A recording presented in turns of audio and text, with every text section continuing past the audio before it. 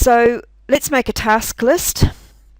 If you need to, book some more parties per week. Go for consistency with the number of parties you're holding and aim to keep it at 3 a week or above. Be really tough with yourself. If in a week you drop below 3, get on the phone and replace the income. You need to work on increasing your attendance and reducing postponements at the parties. And you do this through improving your hostess coaching. If you're going to go to all the trouble of increasing the bookings in your diary, then you need to also work on improving your host coaching. The more people you can meet, the greater your booking and recruiting opportunities. Make it a real mission to feature in your company newsletter. The more recognition that you can have, the more people feel you can help them achieve great things. So make sure that you're working to get your name in your newsletter. Really important that you're constantly improving. So after every party that you do, ask yourself, what did I do well and what can I improve on next time? It's a continual improvement. Just keep on improving. After every single party, you'll be able to find something that you did well and something that you can improve on. And it's just very, very important to keep learning. No matter how well things may be going, there are always ways to improve. So let's take a snapshot of your business right now. It's all very well deciding to improve your basic skills, but what is it that you need to learn? What skills do you actually need to work on first, and where are you going to learn these things? Let's do a little bit of brainstorming and planning around this. Just remember that everything's part of the puzzle, and it is solid basics that's going to launch your outrageously successful business.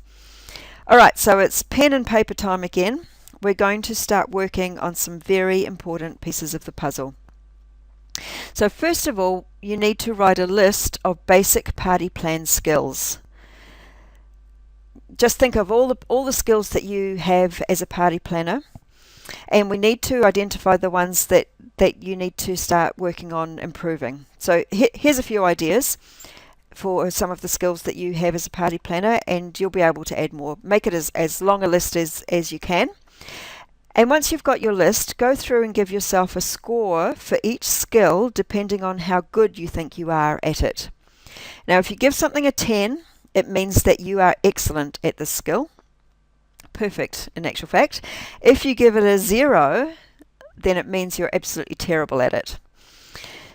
So once you've given it a score, you'll have a good snapshot of where you're at with your party plan skills. Now, it's really easy to start to feel like we have to start fixing everything straight away, but in reality we can't do that. It's far more likely that you're going to end with success if we start working just in a couple of areas at a time. So have a look at your list and find out what the 2 lowest scores were. So looking at each one of those items in turn, how could you increase your score 1 point?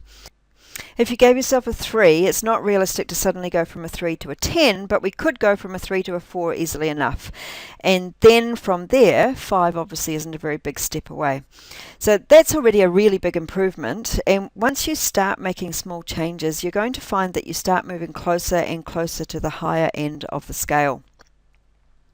So let's have a look at an example, getting bookings from parties, which we gave a score of 2.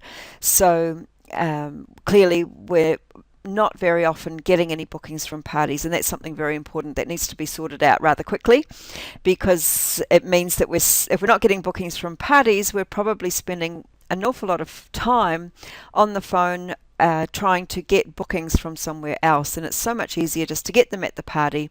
We don't want to spend any more time than we need to doing things that we could have done more efficiently. So we gave ourselves a score of 2. Now, first thing we need to do is think about what needs to happen to increase my score by 1 point. What do I actually have to do or what do I need to see in order to be able to give myself a score of 3? So maybe I'll brainstorm with myself, and I maybe come up with, well, if I could get 1 booking from a party this week, then I'd be able to give myself a 3. So I'm not saying I need to get 2 bookings from every single party that I do, because that might be a score of an 8. And going from almost never getting a party booking to actually getting 2 or 3 from every party, that might be too big a step. So if I could get 1 booking from a party this week, I'd be able to give myself a score of 3, and then I'd be able to start working on moving that to a score of 4. Next, I need to think about, now, how am I actually going to do this?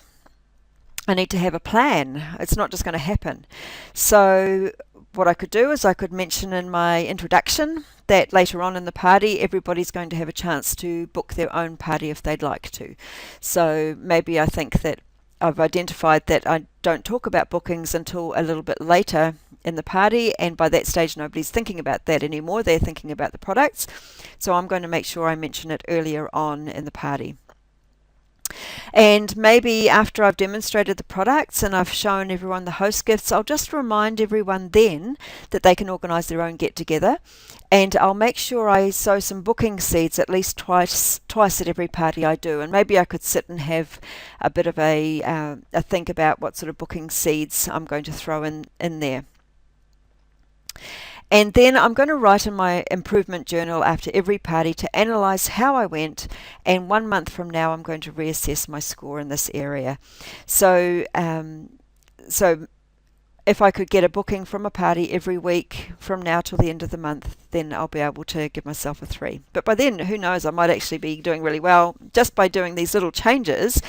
When I reassess my score, I could be easily giving myself a 5 or a 6 because it could have worked fantastically for me. So that's how you choose something to do. Now, whichever skill you choose to work on, and I suggest maybe you find 2, you'll find that whatever you do to improve the score in those skills is actually going to change some of the scores in the other skills as well. You'll find that some of them go up anyway. So really good idea to do some reassessing every now and again. Now, as you work on these skills, your sales will increase, and so will the size of your team. So continual improvement is very, very important. We don't want to become stagnant, and having an attitude of always wanting to learn and be better than you are now is not only important, but hugely satisfying. So as you develop these skills, you're going to pass them on to your growing team, and you're really going to be heading down the right track to your outrageously successful business.